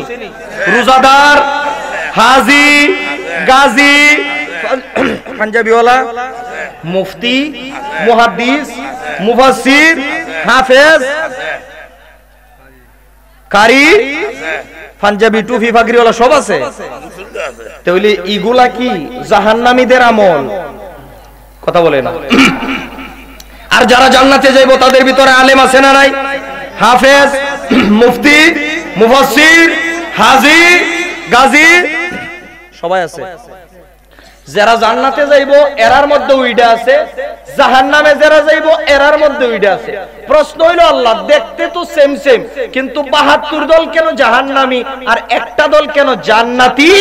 উত্তর একটাই, যেই 72 দল নামাজ রোজা পইরাও জাহান্নামে যাবে, এদের সব ছিল, কিন্তু একটা জিনিসের অভাব ছিল, যার কারণে আমি আল্লাহর তাদের ইবাদত কবুল হয় নাই, ভালো লাগে নাই, আমি তাদেরকে জাহান্নামী বানিয়েছি। সেটা হচ্ছে সবকিছু করছে, নামাজ পড়ছে, রোজা রাখছে, সব করছে, কিন্তু ইন্না ইন্নাল্লাযীনা ইউযুনাল্লাহা ওয়া রাসূলাহু লা'আনাহুমুল্লাহু ফিদ দুনিয়া ওয়াল আখিরাহ। আমি আল্লাহর কোরআনের আয়াত শোনার পরেও আমার রাসূলের শানে বেয়াদবি করেছে, এদেরকে দুনিয়াতে বেইজ্জতি করেছি, আখিরাতেও শাস্তির ব্যবস্থা রেখেছি। কথা বলেন ঠিক কি না ভাইরা আমার? অভাব কয়টা? কথা বলেন না, অভাব কয়টা? একটা অভাব, এজন্য অভাবী। অভাব কয়টা? একটা। এটা কি? নবীর তাজিমের অভাব, মুস্তাফার তাজিমের অভাব, মুস্তাফার ভালোবাসার প্রভাব। মুস্তাফার ভালোবাসা যার হৃদয়ে নাই, আমার নবী বলে আলা লা ঈমান লিমান লা মুহাব্বাত আলা, তিনবার বলেছেন আলা লা ঈমান লিমান লা মুহাব্বাত আলা। যার হৃদয়ে আমি নবীর প্রেম নাই তার ঈমান নাই। গত জুমার খুতবার মধ্যে আমি তো আলহামদুলিল্লাহ আপনাদের দোয়া খুতবা মুখস্থ দেই জুমার প্রত্যেক জুমাতে হবিগঞ্জে। আবার জুমাতেও আমি সেদিন সেই হাদিস কানা আমি বলেছি, সময়ের অভাবে আমি ইবারত বললাম না, সংক্ষেপ করে বলছি। হযরত ওমর রাদিয়াল্লাহু তাআলা আনহু দাঁড়ায় কই, ইয়া রাসূলুল্লাহ, আমার পিতামাতা আপনার কদমে কুরবান হোক, আমি সব কিছুর চাইতে রাসূল আপনাকে ভালোবাসি, তবে আমার জান ব্যতীত। কি ব্যতীত? আমার নবী উমরের মতো সাহাবীকে নবী বলে, উমর এখনো মুমিন হইতে পারো নাই। ইয়া রাসূলুল্লাহ, ইয়া হাবিবাল্লাহ, ক্ষমা চাই। ইয়া রাসূলুল্লাহ, কোন জিনিসের অভাবে আমি মুমিন হতে পারি নাই? কোন জিনিসটা প্রয়োজন হলে আমি মুমিন হতে পারবো? কোন নিজের জানের চাইতে যেদিন আমি রাসূলকে বেশি ভালোবাসতে পারবা, সেদিন তুমি মুমিন। ইয়া রাসূলুল্লাহ, আকাশের মালিক আল্লাহ সাক্ষী, আপনি সাক্ষী ইয়া রাসূলুল্লাহ, আমি আমার জানের চাইতে আপনাকে বেশি ভালোবাসি। আমার নবীকে তুমি মুমিন হয়েছো। কি বুঝলেন? নবীর ভালোবাসার নাম ঈমান। লা ইউমিনু আহাদুকুম হাত্তা আকুনা হাব্বা ইলাইহি মিন ওয়ালিদিহি ওয়া ওয়ালাদিহি ওয়ান নাসি আজমাইন। মুত্তাফাকুন আলাইহি। আমার নবীজিকে মা বাবা সন্তান সন্ততি পিতামাতা পৃথিবীর সকল কিছুর চাইতে যতক্ষণ পর্যন্ত বেশি ভালো না বাসবে ততক্ষণ পর্যন্ত জান্নাতি হওয়া যাবে না। বলছিলাম আমার নবী রাগান্বিত হয়ে বলেছিলেন, কে আমার কাছে কি জিনিস জানতে চাও বলো।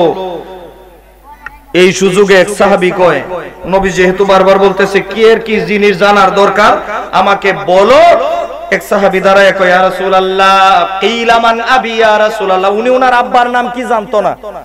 ছোটবেলা আগে মানুষ বিক্রি হইতো, তো ছোটবেলায় হয়তো বিক্রি করে দিছে, বাবার নাম কি জানে না, সমাজে মাথা উঁচু করে কথা বলতে পারে না। কয় আমার আব্বার নামটা আসলে কি, হালাল সন্তান কিন্তু বাবার নাম জানে না, সমাজে মাথা উঁচু করে কথা বলতে পারে না। কই এই সুযোগে আমার গোপন তত্ত্বটা আজকে জানা নেই। জিজ্ঞাসা করছে কিলা মান আবি ইয়া রাসূলুল্লাহ, আমার আব্বার নাম কি? আমার নবী চিন্তাও করলেন না, নবী বলে দিলেন আবুকা হুযাফা, তোমার আব্বার নাম হইল হুযাফা।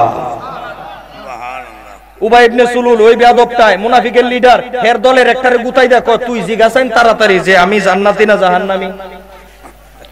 হেলার দুইটা কো নবী আমি জান্নাতি না জাহান্নামী। আমার নবী কো তুই কাফেরের নিষেধটা।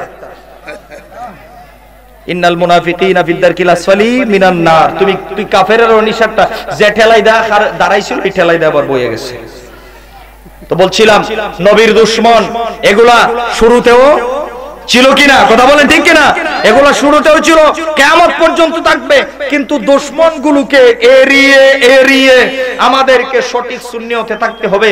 তবে একটা কথা বলি, মুখে মুখে শুধু ভালোবাসার নাম সুন্নিয়ত নয়, অন্তরে স্থান দিয়ে রাসূলের আদর্শ গ্রহণ করে আমার রাসূল যেগুলা আমাদেরকে করতে আদেশ করেছেন সেগুলা মেনে, যেগুলা নিষেধ করেছেন এগুলা বর্জন করে চলে, নবীর ভালোবাসা দেখানোর নাম সুন্নিয়ত। কথা বলেন ঠিক কিনা? আমাদের সবগুলা আমাদের কি করতে হবে? অনুসরণ করে চলতে হবে, মেনে চলতে হবে। কষ্ট হইতেছে আপনাদের? সামনের দিকে বারবার একটু অসুবিধা নাই তো? দুরূদ পড়েন আল্লাহুম্মা সাল্লি আলা মারহাবা মাওলানা মুহাম্মদ ওয়া আলা আলিহি সাইয়্যিদিনা মাওলানা আল্লাহ তুমি দয়া করো, নসিব করো মদিনা, নবীজিকে না দেখাইয়া কবর দে সে নিও না আল্লাহুম্মা। এখন নবুয়তি প্রকাশ করবেন কিভাবে? আমার নবী হঠাৎ করে এক পাহাড়ের পাদদেশে গেলেন, গিয়া ডাক দিলেন, ইয়া আইয়ুহাল কুরাইশ। যেই একটা ডাক দিছে সকলের কানে ডাকটা পৌঁছাই দিছে কে? কন্যা কে? যখন পৌঁছাই দিছে পরে সবাই এই আমাদের আলামিন ডাক দিছে। আলামিন বলতে কে চিনেন তো? আমার নবীজির নাম কি ছিল? আল আমিন। উপাধি ছিল আল আমিন। আমার নবীজি গেলেন, নবীজির কাছে সবাই গেলেন। আবু জেহেল সহ সবাই দৌড় দিছে, কয়ে সবাই যাও, একজন বাড়ি করে বসে থাকতে পারবে না, আমার ভাতিজা আজকে এমন ডাক দিছে, মনে হয় বিপদ আছে। সব দৌড়িয়া, মনে হয় লক্ষ লক্ষ মানুষ উপস্থিত। কালকে ভাতিজা কি হইছে? আমার নবী কয় কিছু না, কিছু হইছে তোমার? কৌ কেডা কিতে কইছে? ফাড়াই মুড়াই একবারে সিডাই ফিডাই লাইমু, তোমার লাগি জান দিতে রাজি। নবী যে জানে না, কিন্তু নবুয়ত কিছুক্ষণের ভিতরে প্রকাশ হইব। কেডা কিতা কইছে? আমার নবী কই কিছু কথা বলার জন্য ডাকছি। কি কথা? তোমরা আমারে কেমন বিশ্বাস, কেমন ভালোবাসো? এখন কেমন ভালোবাসে, কেমন আর বুঝাইতে পারে না। ভালোবাসার ধরনটা কি, কেমন ভালোবাসে কাফেররা বুঝাইতে পারে না। আবু জেহেল তো চালাক, কেমন ভালোবাসি বুঝো। আমরা যে লিডার আছি, 10 দিন মিললেও যদি ডাকাডাকি করি যে অমুক দিন মিটিং আছে অমুক জায়গায়, 10 ভাগের 1 ভাগও পারবো না। তুমি এক চিল্লা দিয়ে যত মানুষ জমাইছো, এখন বুঝো কেমন ভালোবাসি। আমারে কেমন বিশ্বাস করো? আরে বিশ্বাস করি বিদায় তো আলামিন ডাকি। আলামিন মানে তো বিশ্বস্ত। আরে বিশ্বাস করি বিদায় তো টেয়া পয়সা জমা রাখি। এটা আবার জিগানি লাগে। আমার নবী কয় না, আমি কিছু কথা বলবো। তোমরা যদি আমাকে বিশ্বাস করে থাকো, আমি যে পাহাড়ের উপরে দাঁড়াইছি, আমার পিছনে বিশাল শত্রু বাহিনী, বিশাল শক্তিশালী বাহিনী তোমাদেরকে আঘাত করার জন্য প্রস্তুত। তোমরা কি তার কোনো প্রস্তুতি নিছো? কয় আরে সর্বনাশ, তাহলে আমরা এতদিনে জানাও না কে? কয় ঠিক আছে। আবু জেহেল কয় ঠিক আছে, আমরা যুদ্ধ করতে প্রস্তুত। তবে আমি আবু জেহেল ডিক্লেয়ার দিলাম, আজকের যুদ্ধের সেনাপতির দায়িত্ব পালন করবে আমার ভাতিজা। নবীজির দায়িত্ব দিয়ে লাইছে। আমার নবী মুস্কি মুস্কি আসে, কয় তো কোন সময় যুদ্ধ করন, কোন সময়? আমার নবীকে রাখো, আমি তোমাদেরকে মাত্র উদাহরণ দিলাম। হে মক্কার কুরাইশেরা, আমি তোমাদেরকে মাত্র একটা উদাহরণ দিলাম।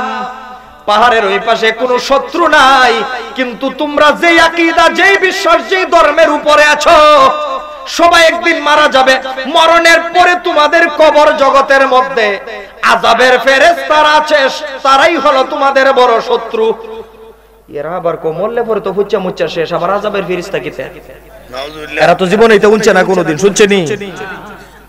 কারণ আমার নবী ঈসা নবীকে উঠায় নেওয়ার পরে আমার নবী আসছে 570 বছর পরে, আবার নবুয়ত প্রকাশ করতেছে 40 বছর পরে। 570 আর 40 610 বছর পর্যন্ত আল্লাহর নাম নেই, অন্য কেউ নাই।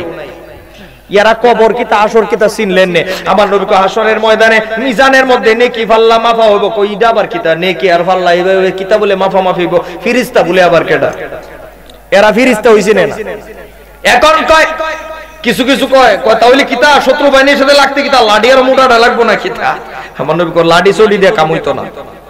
কিতা লাগবো? কয় একটা বাক্য, একটা কালেমা আমার সাথে পাঠ করা লাগবে। আবু জেহেল কষাইরে লাইছে, বুঝছি। কয় কি বলা লাগবে? এই কথা যদি তোমরা কেউ বলতে পারো, সব ক্লিয়ার হয়ে যাবে, সব শত্রু শেষ, বন্ধু হয়ে যাবে। কয় কি? সবাই বলতে হবে। আমার নবী তখন বললেন, ইয়া আইয়ুহান নাসু কুলু লা ইলাহা ইল্লাল্লাহ,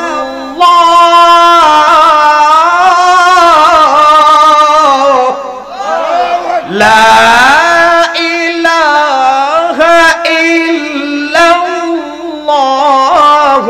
তুফলিহুন,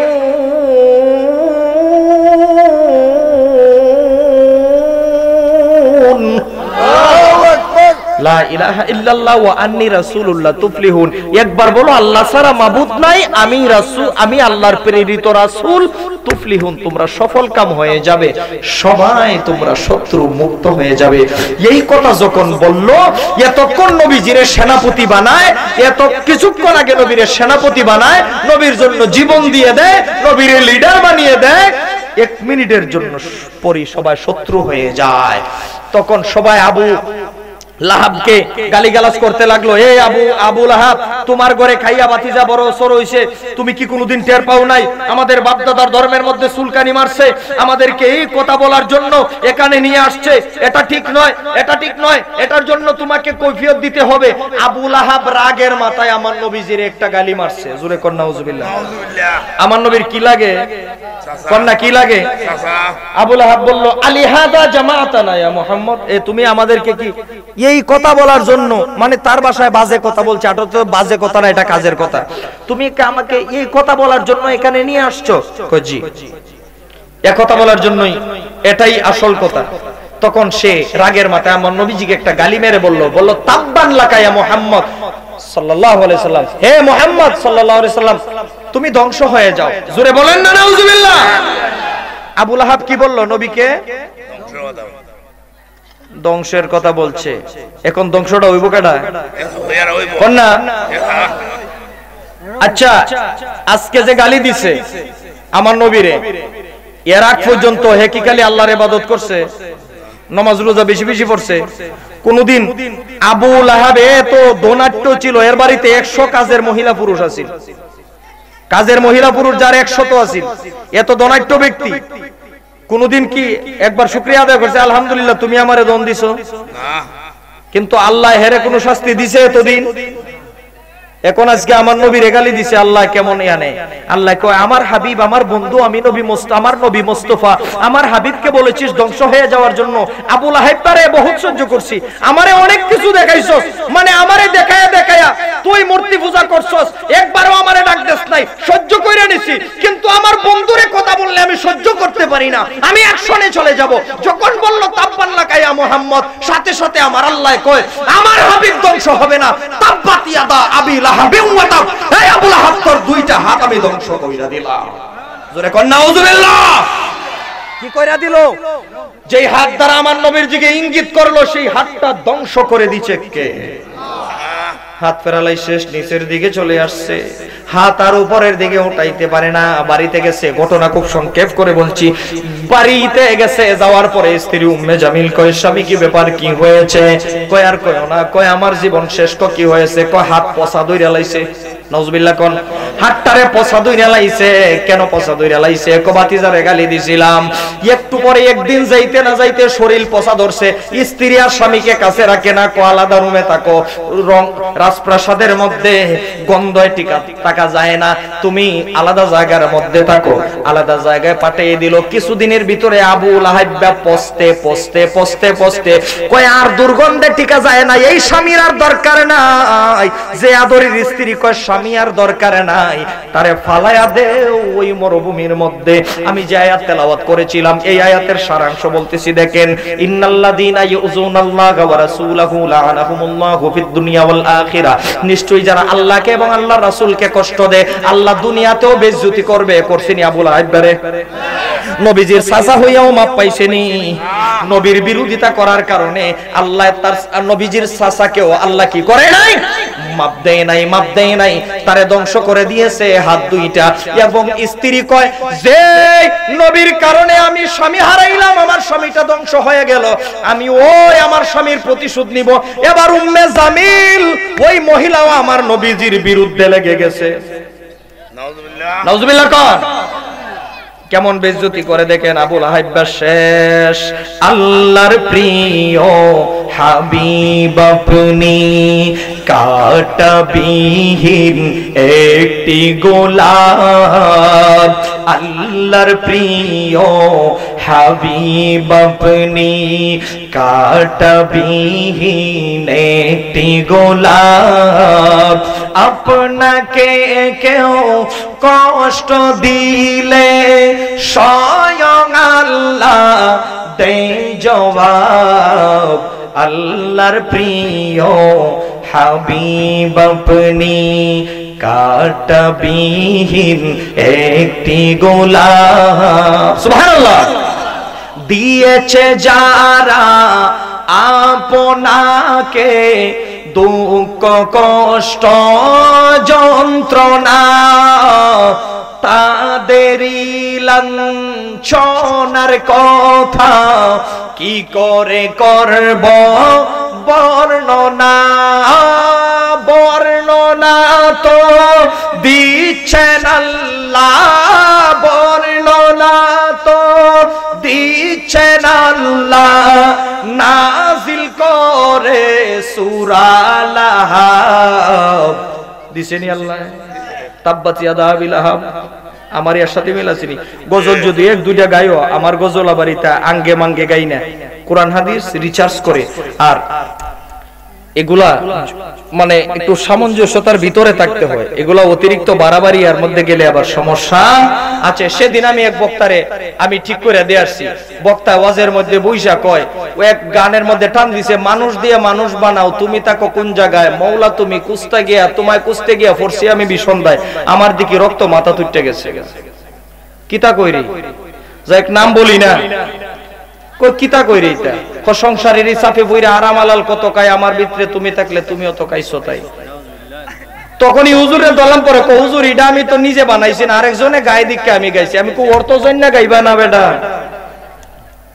বলছে যে কালিমা পড়ো এই সমস্ত আজ শিরক আল্লাহরে কেউ হারাম খাওয়াইতে পারে কথা বলেন এমন কোন ফতোয়া কোন পৃথিবীর মুফতি মুফাসসির আছে যে আল্লাহ আমার ভিতরে আমায় রইছে এরকম কোন ফতোয়া দিতে পারবে এগুলা শিরকে আকীদা এগুলা থেকে আমরা হেফাজত থাকবো নাত গাইবো তবে বাতিল রাজাতে এমন নাত গাইবো না বাতিল রাজাতে আমাদেরকে নিয়ে সমালোচনা করে আমি কারো সমালোচনা করছি না কোনো নাম নিচ্ছি না সমাজে এই সমস্ত কিছু কথা আমরা ইশকের টেলায় অনেক কিছু কয়ালাই একটা নবী আমার ইশকের দেওয়ানা তোমরা জানো না কয় না অনেকে আমরাও তো কই এটা এইভাবে হবে না নবী আমার ইশকে দেওয়ানো হইতো গেলে আমি এনে নবীর ইশকে দেওয়ানো হইতাম আমি নবীর ইশকের দেওয়ানা তোমরা জানো না আমি নবীর ইশকের দেওয়ানা ঠিক না কোন একজনে কইলিছিল নবী আমার ইশকে দেওয়ানা ইডার এখন সমাজে চলে গেছে সমাজে যেগুলা চলে যেগুলা এগুলা আস্তে আস্তে সমাজ থেকে দূরীভূত করতে হবে আল্লাহ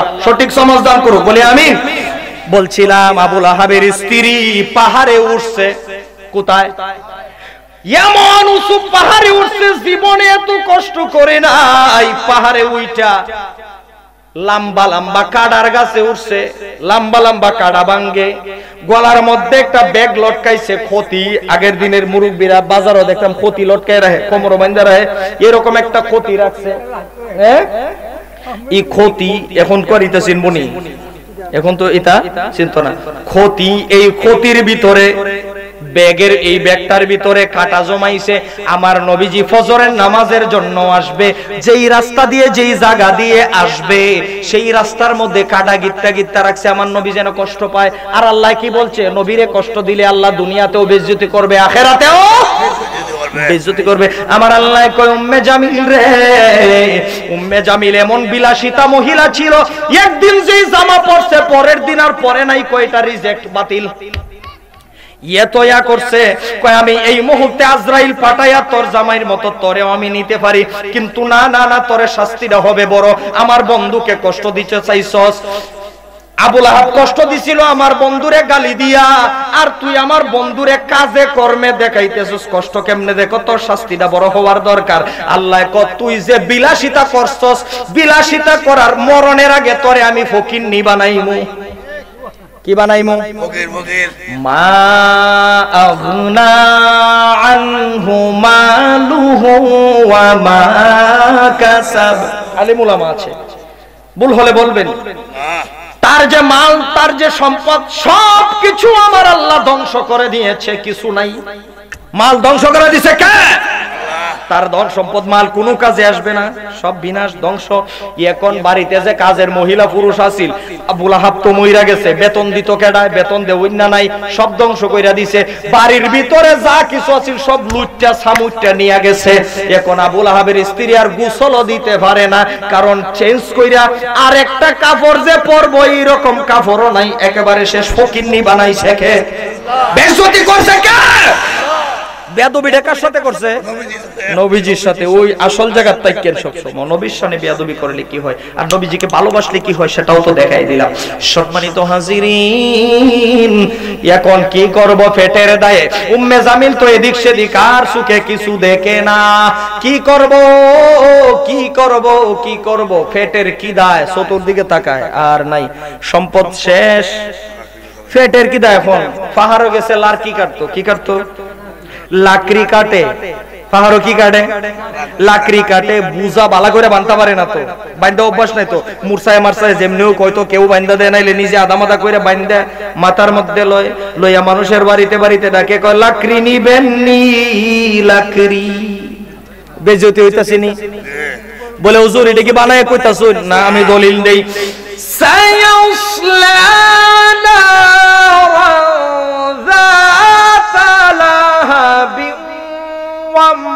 وامرأته حمالة الحطب। হাম্মালা শব্দের অর্থ বহনকারিনী। হাম্মালা অর্থ কি? বহনকারিনী, লাকড়ির বোঝা বহনকারিনী। হাম্মালাতাল হাতাব, লাকড়ির বোঝা বহন কইরা কইরা মানুষের দুয়ারে দুয়ারে লাকড়ি বেচে। খালি কয় লাকড়ি রাখবেন নি, লাকড়ি। যে প্রতিদিন নতুন নতুন কাপড় পরতো আজকে লাকড়ি বেচে। বেইজ্জতি কম হইছে না বেশি হইছে? সবাই কয় না দি বেইজ্জতি কম না বেশি? বেশি হইছে। আপনারা কোন বেশি হইছে, আমি কই বেশি হইছে। আমার আল্লাহ কম হইছে, আর হইছে আল্লাহ কম হইছে। যেহেতু আমার বন্ধুর সাথে বেয়াদবি করেছে, শাস্তিটা আরো বেশি হওয়ার দরকার, শাস্তিটা আরো বড় কর্ম। এইবার উম্মে জামিল গেছে পাহাড়ের মধ্যে লাকড়ি কাটতো, লাকড়ি কাটতে হঠাৎ করে দিছে গুম। কাম কাজ করে অভ্যাস নাই তো, লাকড়ির বোঝার মধ্যেই দিছে গুম। আমার আল্লাহ ডাক দিয়া কয়, আজরাইল,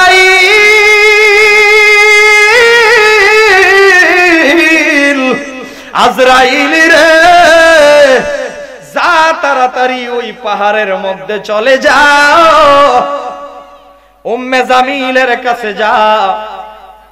যে গেছে কি করতে হইব? জান কবজ করতে হইব। আজরাইল হাত দে, না এইভাবে না, অন্যান্য মানুষের চাইতে খুব বেইজ্জতি কইরা জান কবজ করতে হইব। কি করতে হইব? আল্লাহ আজরাইলকে কয়, মনের মতো একটা ফেলান্টি শট দে। কত সামনে একটা ফুটবল আছে না, এটা তো খাইয়া দইয়া কার ফুটবলের মতো গুলগুট্টে হইছে না, আর দলামস হয়ে ঘুমাইছে একেবারে ফুটবলটা।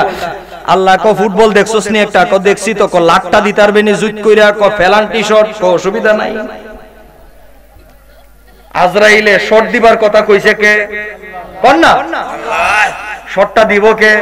আজরাইল। শটটা দিব কে? আজরাইলের শটের স্পিড বেশি নাকি মেসির স্পিড বেশি?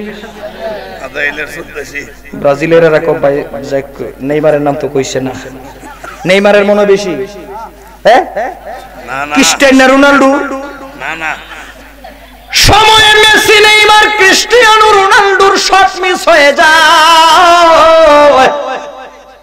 আজরাইলে শট দিলে তো মিস হবে না, কারণ হুকুম দিয়েছেন আল্লাহ। আজরাইল এমন শট দিছে, কোন জায়গাটায় মারবে জানোস তুই? কোন কোনাটাই দেখ, কোন কোনাটাই দেখ।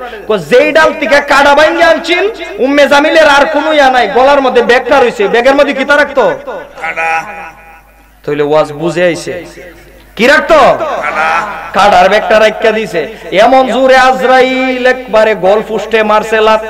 যেই গাছের যেই ডাল থেকে কাটা ভাঙছিল, কাটার মধ্যে গিয়া ব্যাগটা গিতছে, ব্যাগটা গিততা সাইরা এইভাবে লটকুইছে, গলার মধ্যে ফাঁসি লাগছে। উম্মে জামিল জুল্লা রইছে। আল্লাহকে ধরিস না, আরো কিছু না, সাইটেতে থাক, ফাঁসটা ভালো করে লাগুক, সাইটেতে থাক, সাইটেতে সাইটেতে সাইটেতে সাইটেতে। এখন কেমন লাগে? এবার কয় আজরাইল শাস্তিটা এবার মনের মতো হইছে। এটা আমার কথা না, কোরআন থেকে বলছি। ফি জিদিহা হাবলুম মিম মাসাদ, হাবলুম মানে রশি, গলার মধ্যে ফাঁসির মালা লাগাইয়া কয়বার আজরাইল জনমের মতো কবজ কর। আমার আল্লাহ ১৫০০ বছর আগে আমার আল্লাহ ইঙ্গিত দিয়ে বুঝাইয়া দিছে রে, নবীর শানে যে বেয়াদবি করে তার গলার মধ্যে ফুলের মালা দিও না, তার শাস্তি হচ্ছে ফাঁসির মালা।